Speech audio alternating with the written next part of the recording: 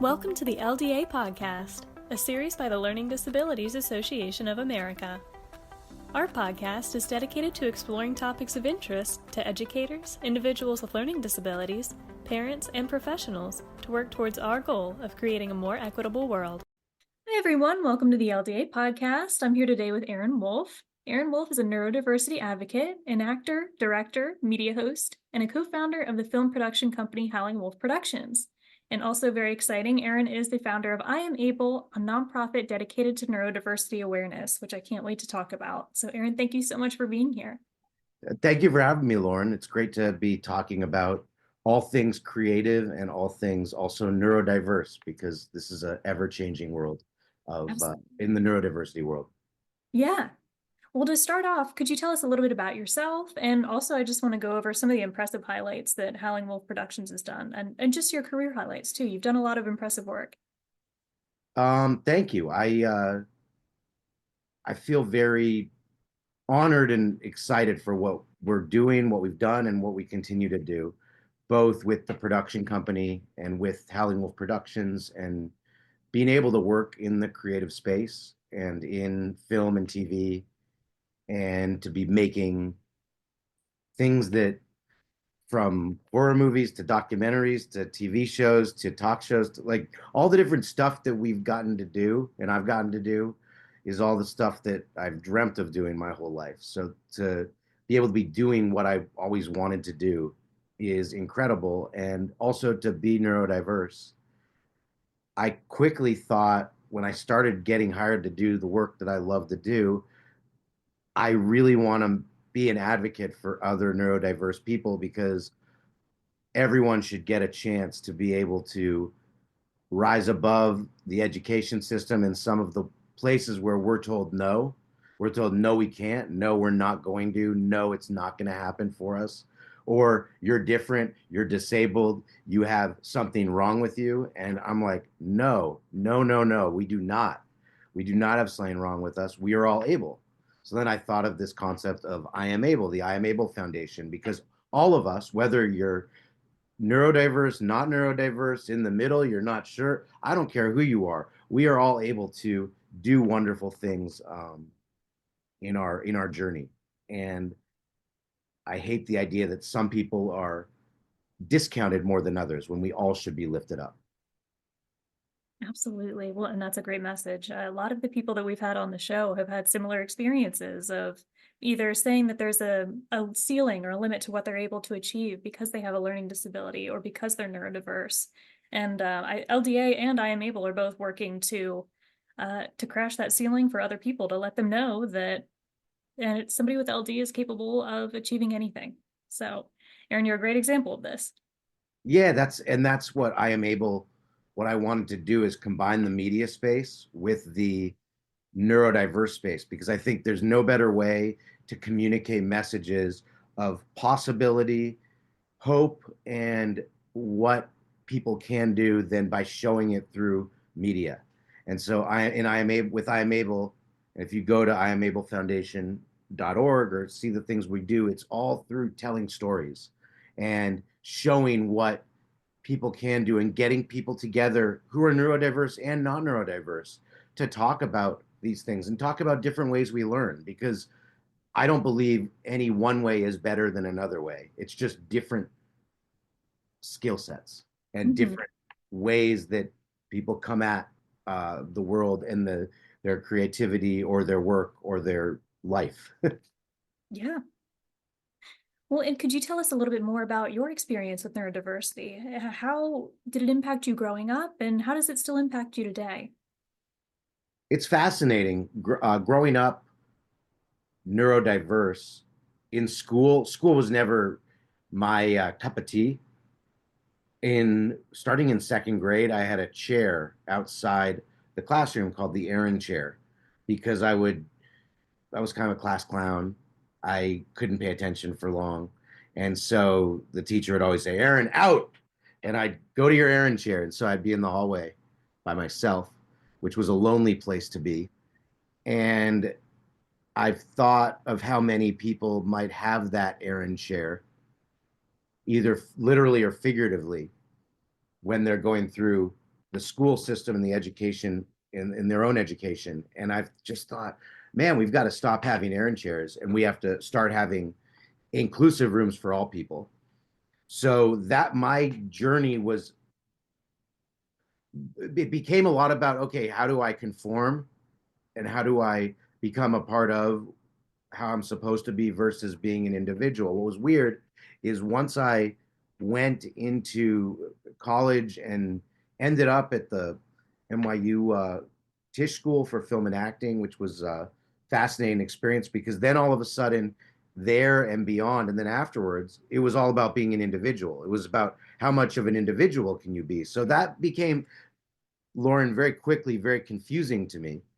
But then I quickly thought, okay, I think there's something going on here. I think there's a message because why was I being told I have to go out of the classroom and go to the errand chair and I didn't fit in this school system? But then now I'm being told the more of an individual you are and the more you come up with and create new ideas, the better you're going to do. So then I thought, well, maybe we need to start promoting people's differences as positive early and not be telling people if you're different, it's wrong or you're bad.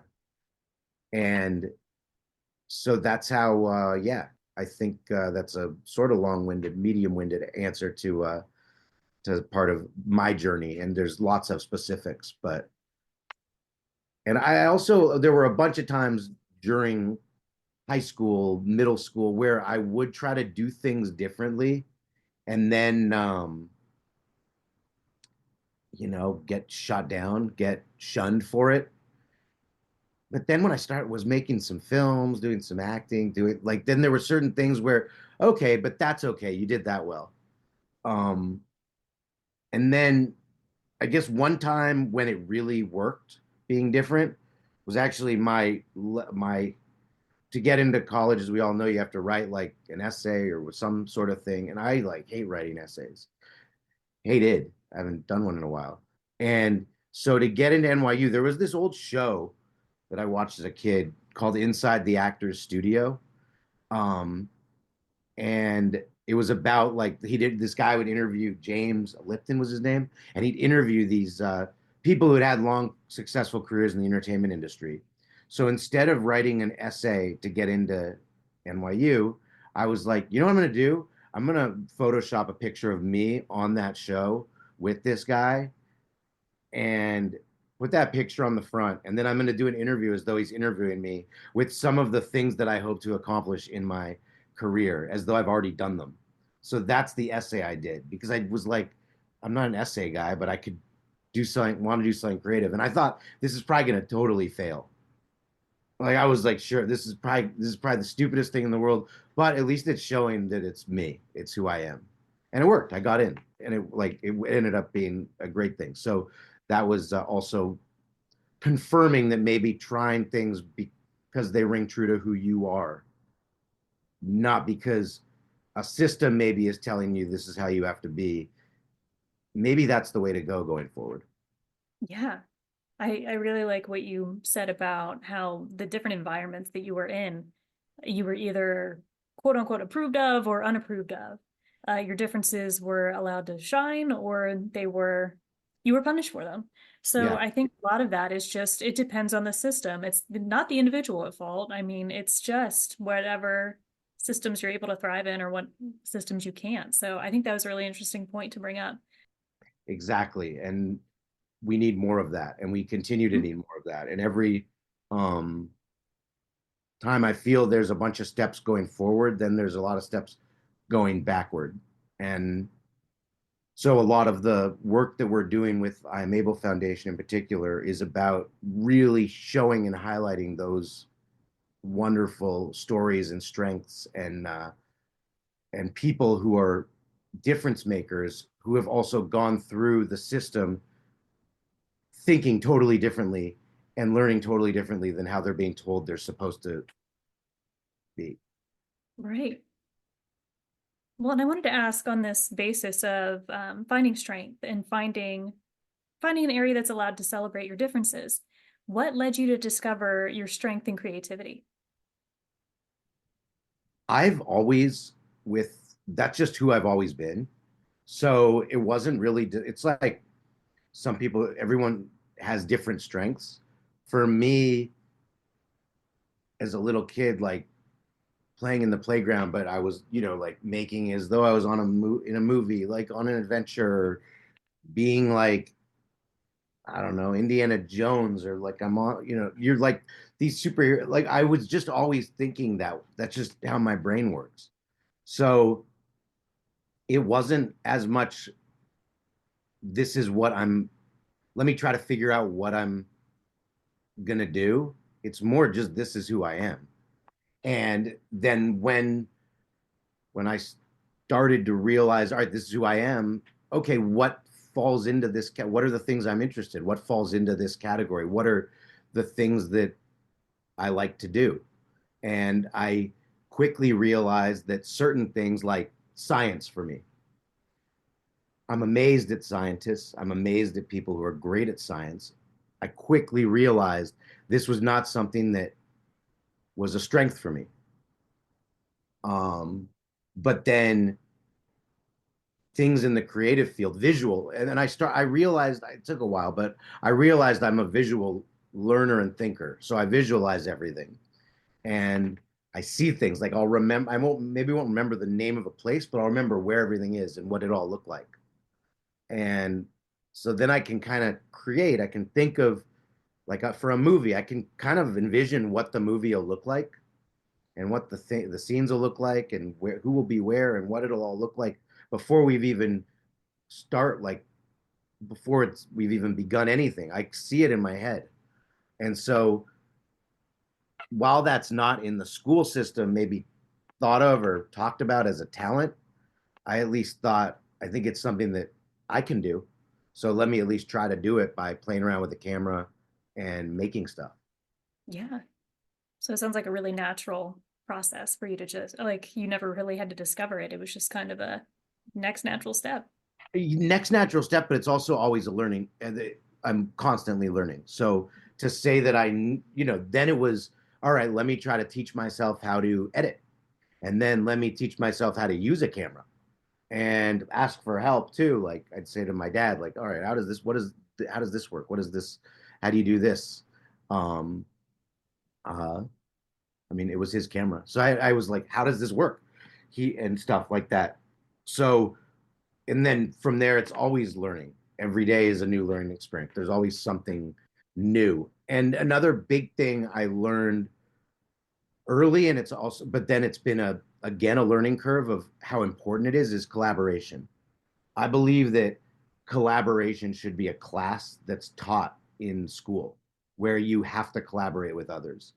And in the film world and in the film industry, when you're making something, it's all about collaboration and it's all about knowing what you're good at and also knowing, even more importantly, what you're not good at. So other people can lift you up so that your strengths can shine that much more.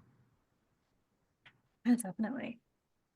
Well, I wanted to switch gears a little bit to talk a little bit more about I Am Able. So it's a great organization that has some empowerment groups for neurodiverse learners. You have some awareness campaigns going on. If I'm missing anything, I'll give you, maybe you can tell us in your own words of some of the great things that I Am Able is doing. But I wanted to ask too, how does your own experience shape how you built I Am Able?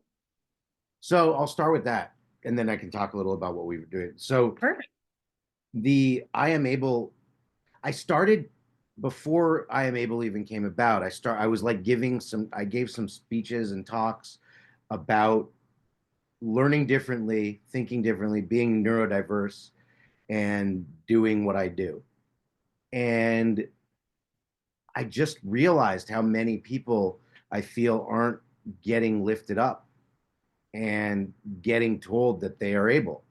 And so then we toyed with some of this stuff before COVID, but then during COVID, I really saw it as a problem.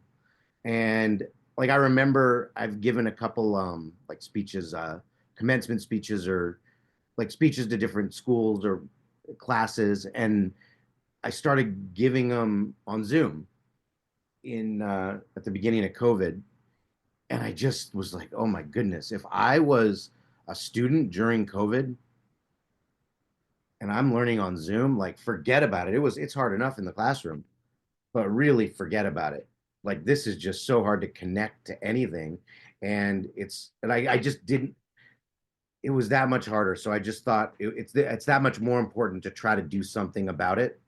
We have our production company, Howling Wolf Productions, so we're constantly making stuff. So how can we transition those talents and also do stuff to give back and help others? So then I thought, and also I thought, like, what's the easiest way to empower people in the fewest letters? Because a lot of people who we're trying to empower, maybe they're not great readers, maybe they're, certain things aren't their strengths. So what are the fewest letters to empower people? Well, I am able. That feels good. And that's 7 letters. So even if and it's small words, so anyone can see it, and maybe they could, if they post it or hashtag it or put it on their um, feed, they can feel empowered and maybe empower other people as to why they feel they're able and what they feel they're able and good at. And then it developed into some of the media campaigns we've done, where we've done something called We All Learn Differently, which has gone into schools. And you can see there's like I think a link on the I Am Able Foundation website. But that's all about, we took a bunch of, I think, seventh graders who have learning differences and really highlighted what their talents are. And then we have a playbook that goes with that and all this other stuff that when it can go into a school, people who have learning disabilities and people who don't have learning disabilities can engage in conversation so that everyone can try to understand one another. And that also led to, or before that, we also were doing empowerment groups, which are where groups come together in all kinds of settings, whether it's the school, whether it's high school, middle school, college, the work environment, who learn differently and talk about their struggles, but also what they're succeeding at. And it gives people communities so that they know they're not alone. Because too many people who learn and think differently than how society tells us to think, uh, I think, feel alone. I know I've felt alone in the past at times. Still do sometimes, honestly. I still do sometimes feel alone because there are different ways I know I think than others. And when you're in a situation where people aren't understanding you or understanding me, it can be frustrating. Um, and so we're doing that. And then another thing we're doing is we all work differently. So if you see, there's a pattern here. It's like everything grows on one another, which is a new thing where you're going to be seeing more about it soon, um, which is about in the workplace. How you might be sitting next to someone at your company, corporation, wherever you may work, who has never told a soul about their struggles, about learning differently, yet they're your workmate. Mhm. So to me, it's like it goes to every facet of life.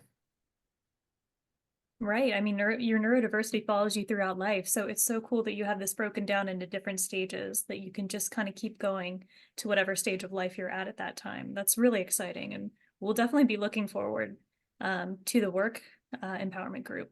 And honestly, Lauren, a dream of mine is that we get to a point where everyone is just empowering one another. And our system to me is so backwards in how it's designed for kind of this median group of people and learners based on a system that was kind of that people designed like 100 or 150 years ago. Like what else in society works like that? But for some reason, our education system works like that. It just doesn't make any logical sense to me. And I look forward to the day when people who learn differently, it's just, oh, cool, you learn differently. Like, if anything, prop you up, because many of the people who learn differently and think differently are neurodiverse if they can get through the system. Mhm. Yeah. become some of the foremost leaders in our society, from Albert Einstein to Steve Jobs to Steven Spielberg, all these different people who are neurodiverse, they got through. We also have a problem where 70% of the prison population is neurodiverse. So a lot of people don't get through. And I don't think that's the neurodiversity causing it. I think it's society. So Yeah. yeah, we have a lot of work to do still. And we're also people like LDA and I Am Able, we're doing some of the lifting to make sure that everyone gets empowered. Would you be able to tell us the power of sharing stories about neurodiverse experiences? That's something you've done both in Howling Wolf Productions and with I Am Able. What is the power in people who are neurodiverse sharing their lived experiences? So sharing lived experiences to me is empowering to both the person telling the story and the person listening to the story. And I didn't realize this for a while. I was ashamed to talk about my neurodiverse life and world. I didn't want to talk about it. And then maybe in college, I started to make some films about it. They were funny. They were comedies. Because it is funny how neurodiverse people and not neurodiverse people for that matter, but we're talking about neurodiverse people make mistakes, spell things backwards, do things that are funny, but then also have these talents. So then sharing those experiences, laughing about it, but in a positive manner, because also highlighting the positive aspects of it, I think is a very honest approach to life and to ourselves, so that we don't we say that we're good at some things and not good at something. So then sharing these lived experiences and empowering other people to do the same only makes other people then feel empowered to do it back. And I'll give an example. There's a in our We All Work Differently campaign. There's one guy, and this is not even out yet, but it will be, named Don Hahn, who's a huge Hollywood producer. He's produced The Lion King and Maleficent and Hunchback of Notre Dame, and the list is huge. Um, Don, I don't know his age exactly, but again, he's done all this stuff, and only about a year ago, he started to want to investigate. He knew something was different about him, and he wanted to go investigate it. I'm talking to him. I've known him for a bit. We've kind of collaborated. It's like, anyway, we've just known each other for a while. And I was talking to him about what we're doing with I Am Able. And he's like, the last year I realized I have learning differences in the last year. So this guy's already done everything possible in this industry, and he's just now realizing it. So now with We All Work Differently, he shared his story. We've filmed it. We haven't it's not hasn't come out yet, but he shared his story. And I can only imagine, and I hope that when people hear, they think of this guy who has made all these huge movies, and now they're seeing, wow, in the last year he realized he's also had all these struggles throughout this and had to fight against them. And I'm not going to tell his story for him, but fight against them to get all this stuff done that he's done, and all the creativity and organizing and running, sets of hundreds and all kinds of stuff like that. So there's an example to me of a real unique one where it's someone who didn't even find out about it or realize it until recently, and now he's sharing his story through what we're doing. And hopefully that empowers people to say, like, look, if he can, I can. Yeah. And damn, he didn't even realize it until he's already, he's been in this industry, I think like 40 years. Wow. That's so impressive. Well, I'm excited for that to come out. So I think you're talking about sharing stories. I just think it's scary. I call it Yeah. coming out of the closet with your learning difference. Um, because it's scary at times because it's vulnerable. And Mhm. we don't in general, it's scary to be vulnerable. It can be scary to be vulnerable. But once you do it, it can feel really good. And also, it makes people understand me, understand you, understand the people who learn differently, who think differently. And then it's amazing what they end up saying to you because you've been vulnerable. And then they might say something about something they struggle with or something they're proud of that they did in spite of. And that's a great feeling too. No, I like what you said about it being empowering for both sides. That's a really good point. So just to wrap up here, I wanted to ask if there was anything coming down the pipeline for Howling Wolf Productions that you're able to talk about, or for I Am Able. I know we discussed that we all work differently. Is there anything that we should be keeping our eye on? I do a podcast too that I think is can be very fun called The Hopeless Show. We've been doing it for about 5 years. Um, so if you look up The Hopeless Show on any podcast app, and sometimes we talk about neurodiverse, we talk about every kind of subject possible. It's about bringing hope to all things hopeless. So a lot of people feel a lot of lack of hope these days. And so we try to find the funny side and the hopeful side. And so we're doing that. Um, Going to film in Brazil in a couple months, so that project will be cool when that comes out. And then yeah, just really follow along. Like if you like follow my socials, if you're interested, I'm the Aaron Wolf on all socials, or we're Howling Wolf Productions, and I Am Able. I said is I Am Able Foundation .org. We're all about with Howling Wolf Productions. It's story first. It's all about telling stories. I feel that that is the most important thing with creativity, whether it's whatever you might be doing, telling a good story that people can relate to is the most important. And it's what we always strive to do and what we're going to continue to be doing in our coming projects that I'm really excited about. There's one thing we're doing with a bunch of with these Imagineers who create the rides for Disney. So if you're interested in that, there's going to be more coming out about that very soon. Wow, that sounds really interesting. Yeah, no, that's fantastic. Well, before I let you go, I just wanted to ask, is there anything that I didn't bring up that you wanted to talk about? Um, you know, I just think you said something very important that I want to reiterate. Is you said that going forward, it's going to be the people like LDA, like I Am Able, the people like Lauren, the people like me, the people like anyone listening who's interested in this subject or in these topics or in progress in education, progress in the workplace, progress in all kinds of things related to neurodiversity. It's going to be us, we collectively, not just we, you, and me talking, but we collectively are the leaders. And we're going to be the difference makers going forward.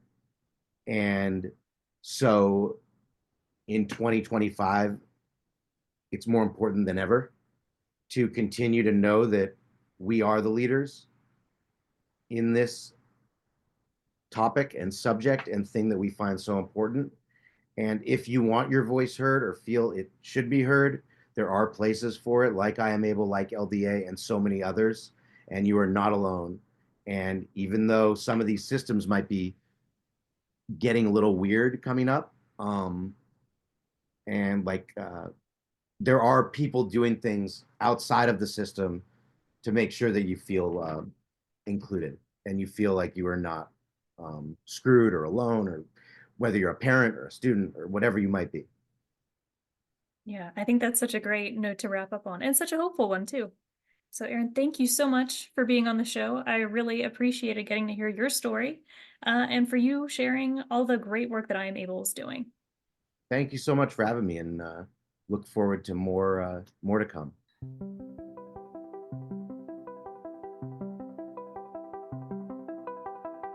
Thank you for listening to the LDA podcast. To learn more about LDA and to get valuable resources and support, visit ldaamerica.org.